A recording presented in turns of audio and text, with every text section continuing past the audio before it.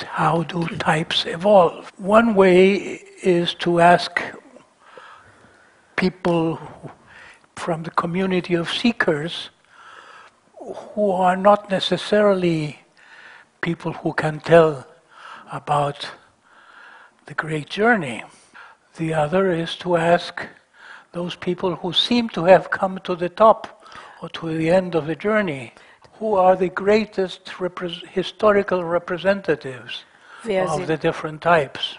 And even if they're not alive and we cannot really interview them, maybe their biographies can tell us what we want to know about how they have evolved. So, what I am proposing is, since we are a group of people who is available to do some collective research, let's take 27 people who are very high exemplars and study those 27 lives. Divide the task of studying those lives. So what I want to convey to people who are going to participate is use your creativity when you read. Try to understand what could have done it. Some of the great beings that are documented were artists. It would be easy to say they followed the way of art. Art brought them to deeper awareness. What about art? It's the expression of their human suffering, desire for knowledge. Is it that the process of artistic creation requires activating one's own depth, looking deeply into one's experience, and that is stimulating? Or is it that art involves inspiration, and that is something like contact with an angelic level of existence?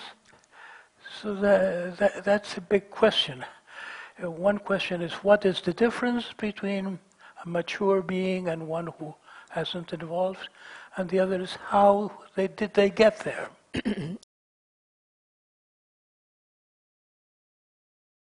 For instance, Gandhi probably increased the word Mahatma means great soul. Maybe his soul got bigger through his mission, through dedication to his inspiration. And in his case, it's very easy to demonstrate that. When he was studying law in England, so shy that he couldn't present himself to exams. He was so nervous that he couldn't pass. When he was at the height of his career, he was invited by Queen Victoria to come to England, and he came with his half-naked dress and sat next to Queen Victoria. Queen Victoria asked him, "What do you think of civilization?" Do you know his response? No. "I think it would be a very good idea."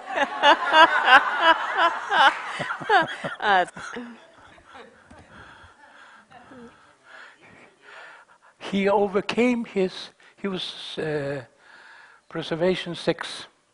Eine selbsterhaltende 6. He became courageous. And he became courageous beginning with a certain day in his life. He had been sent for a job to Africa, and he was in a train, and there was no place in train for blacks. That train was for white people. And he was not black, but he was not the right color anyhow. And he resisted injustice until he had to be beaten and thrown out of the car, out of the train. And then he became dedicated to change injustice in Africa. And his way of doing so was very unprotected.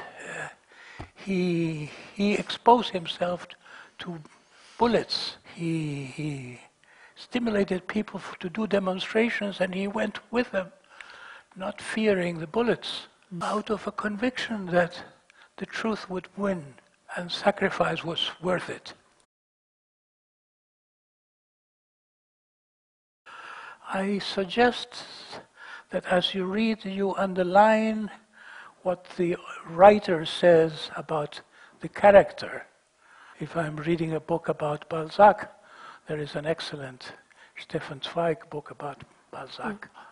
And if I find that it says that he suffered very much, but he did not complain, but he was always smiling and generous in his attitude to people, well, I would say that's remarkable, I underline it. But not only is it useful to underline descriptors, traits, but also scenes, to mark when the author shows interactions of the character with other people.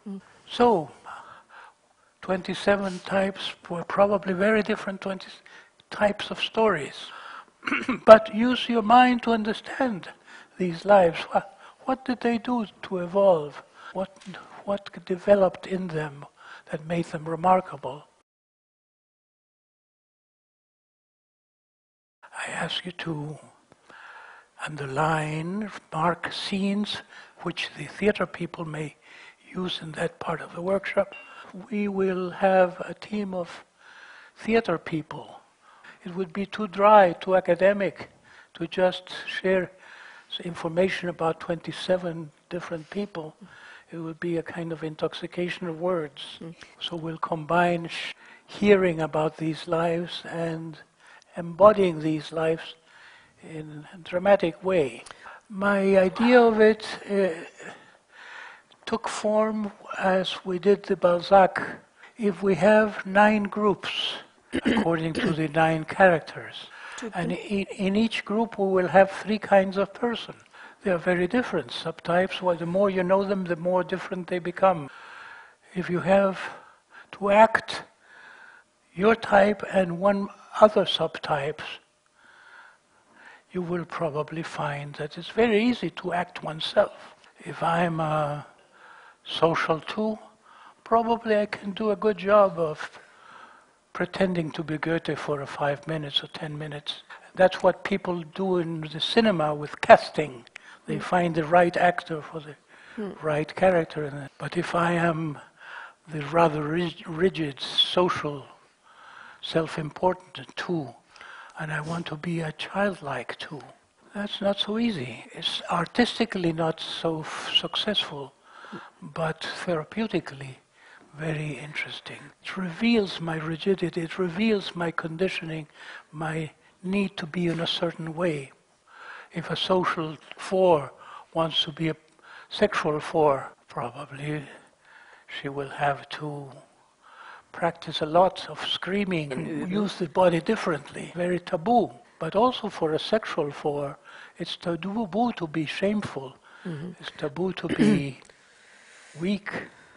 It's easier to take and to demand than to desire and ask. So that's the idea, to have everybody an opportunity to act himself through a big character. Also some opportunity to be a different subtype. And that is really a challenge to not be one like oneself.